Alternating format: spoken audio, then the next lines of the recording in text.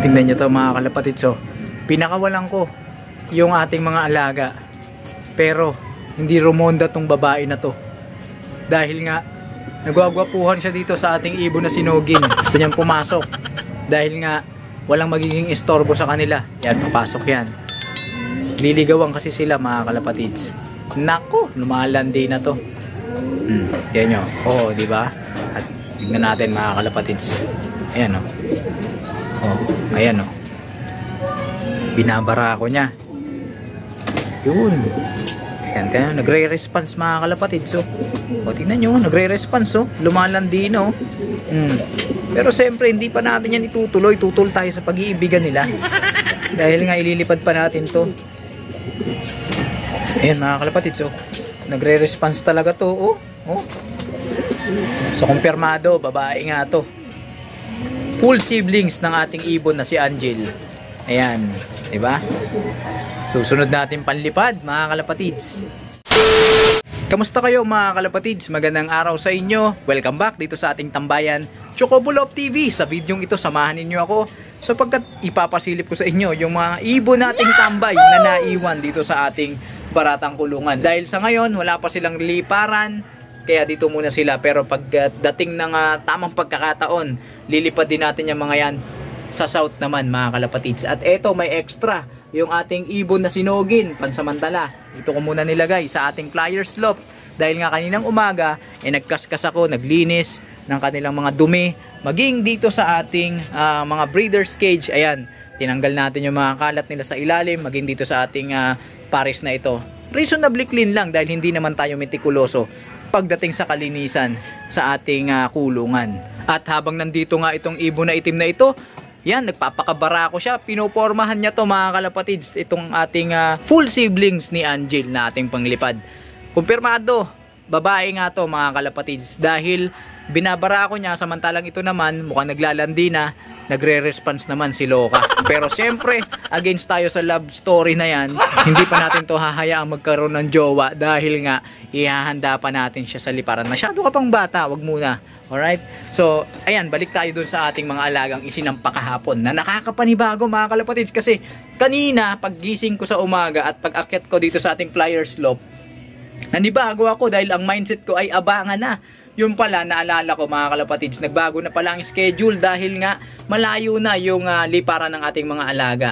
So kahapon, imbis na Saturday ang basketing na gaya ng ginagawa sa mga nakaraan, Friday ang naging basketing namin mga kalapatids. At kagabi, dun sila natulog sa truck. Ngayon ang araw ng Sabado, mamayang gabi, dun uli sila matutulog sa truck.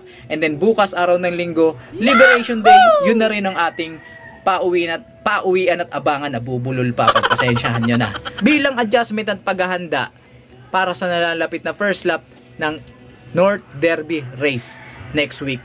So eto ngayon mga kalapatids, yung mga ibon nating isinampa, kung ano yung ginawa nating preparasyon para sa kanila doon sa nakaraang uwian nila sa season Pangasinan, ganun na ganun din yung ating ginawang paghahanda para sa liparan nila bukas sa Rosario, La Union. Wala tayong iniba, wala tayong idinagdag sa kanila. Kaya malamang gutom na gutom yung ating mga ibon. Kanina nga paggising ko sa umaga, nako, sigurado gutom na yung aking mga alaga doon. Buti na lang. Ayun, nakita natin sa video nila, nagpatuka sa ating mga alaga. Sigurado tuwan-tuwa yung ating mga alaga dahil nga yun yung mga butil, mga grains at buto na dinideprive natin sa kanila. Gustong gusto nila yun. Tuwing araw lang ng linggo sila nakakakain ng ganun.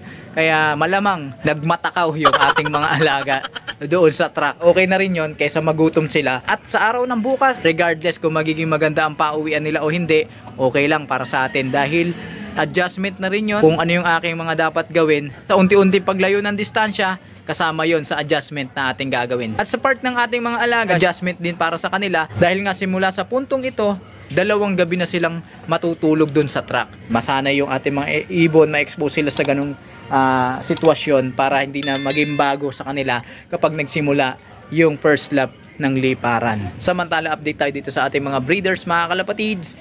Eto, nangitlog ng September 31 and October 1. At expected hatch day, October 17 ay October 12 ngayon. 5 araw na lang, meron na tayong aabangan.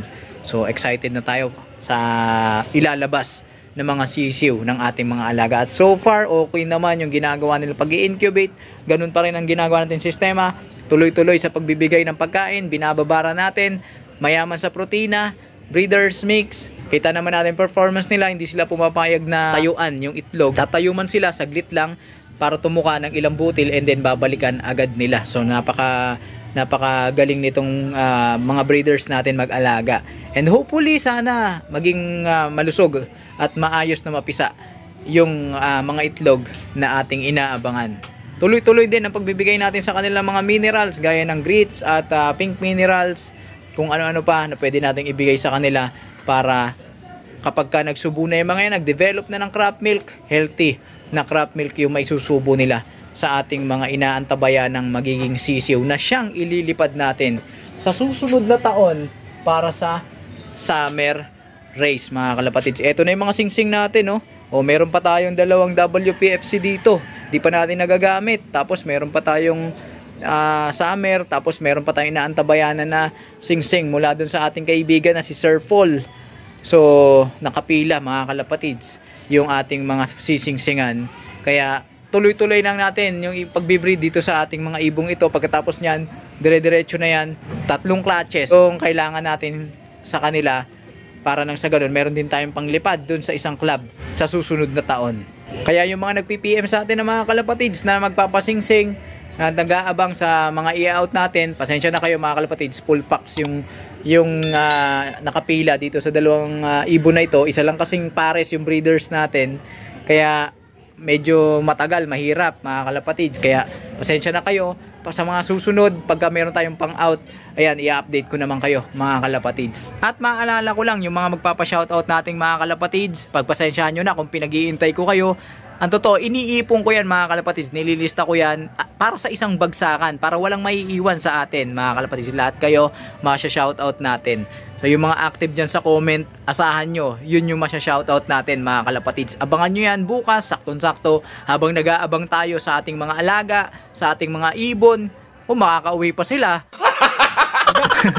So i-shoutout natin yan mga kalapatids. So yan muna ang update dito sa ating munting tambayan. Patuloy ko kayong i-update sa mga susunod na mangyayari, lalo-lalo na bukas sa ating abangan. Huwag kayong mawawala mga kalapatids. Tutok lang sino sa palagay ninyo yung mauuna sa kanila. I-comment nyo na dyan kung sino yung pambato nyo sa 3. At tignan natin kung sino sa kanila yung mananalo dun sa ating friendly competition, dahil bukas na rin natin i-reveal kung sino yung pinakamaraming pagkakataon na nauna at sino yung pinaka mabilis sa kanila in terms of speed sum. Kaya abangan ninyo yan mga kalapatids. Kung ikaw na nanonood hindi pa nakapag-subscribe, naku, pindutin mo na ang subscribe button at ang notification bell para na sa ganun maging updated ka sa ginagawa nating kwentuhan dito lang sa ating tambayan. Mag-like, comment, share kung nagustuhan mo ang video ito, at para marami pa ang maabot ng ating programa, suportahan ang ating Facebook page sa pamamagitan ng pag-follow para sa tuloy-tuloy na kwentuhan, nakapupulutan ng mga kaalaman. Ano mga kalapatids? Hanggang sa susunod natin pagkikita. Paalam!